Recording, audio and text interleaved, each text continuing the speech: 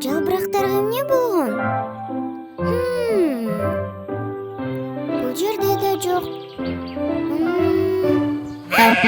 Астагфиралла!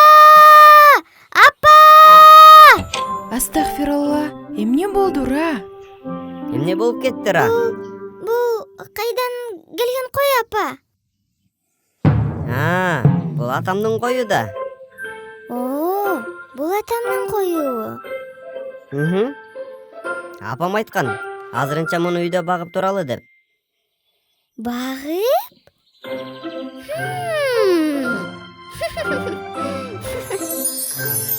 Менин үйүмө кош келдиң, Домпу. Таанышып ал.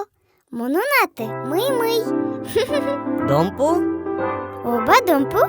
Менин ак коюм да. Ошондой да.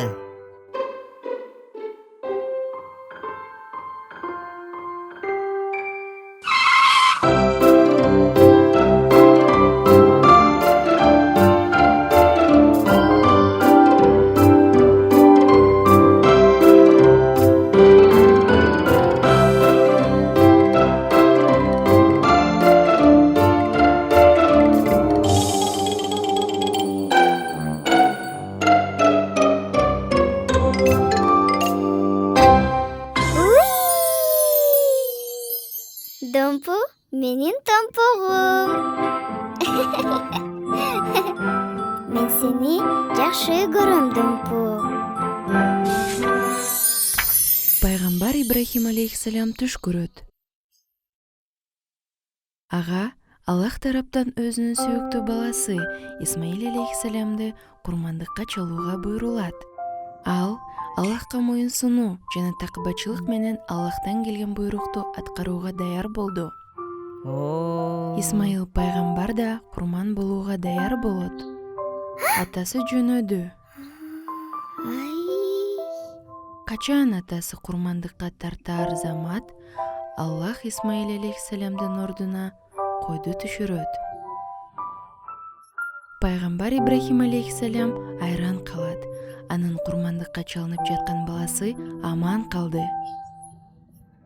Ага эч нерсе болгон жок.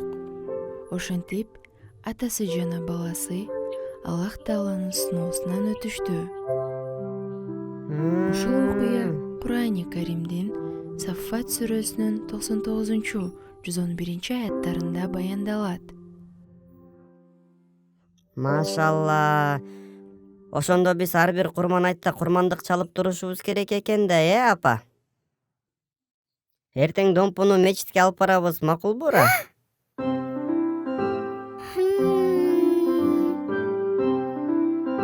Домпу, мени менен дос болгонуңа чоң рахмат. Мен сени эч качан унутпайм, Домпу. Апам айтты, курмандык Аллах үчүн кылынат деп. Рара, сен ыхласың менен айтып жатасыңбы? Мен терең кайгыруу менен коштошуп жатам Домпу менен. Мен Ибрахим пайгамбардын абалын түшүнүп жатам. Атасы баласы Исмаилден ажырап жаткан кезин. Ал дагы аябай кайгырып жататыра. Бирок такы балыктын орду ушундай экен да. Аллах Субхана ва Таалага болгон сүйүүдөн эч нерсе ашып өтө албайт. Сен көп кайгыра бербе. Эртең курман айт болгон жатпайбы? Эртең биз майрамдайбыз, гриль жейбиз. Майрамдайбыз. Биз гриль кылабыз, Ооба, Домпу гриль кылабыз. Домпу? Домпу! Рара.